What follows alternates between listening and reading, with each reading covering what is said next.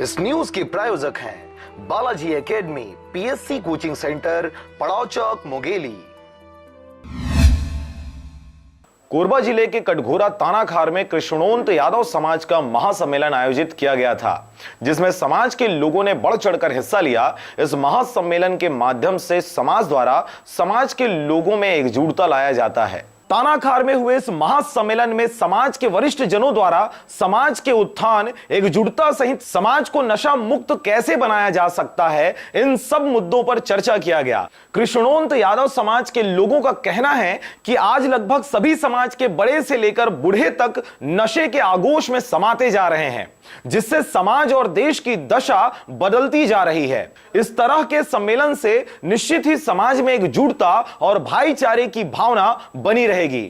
कृष्णोंत यादव समाज विकास समिति जिला कोरबा के तत्वाधान में हमारे समाज के लोगों को जागरूक करने के लिए ये सम्मेलन आज तानाखार में सर्किल में रखा गया है।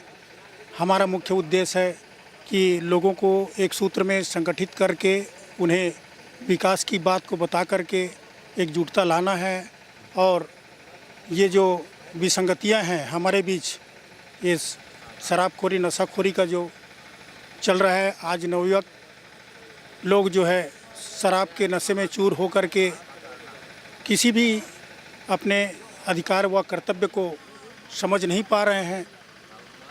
इसी उद्देश्य को लेकर के आज हम सब एकत्रित हुए हैं।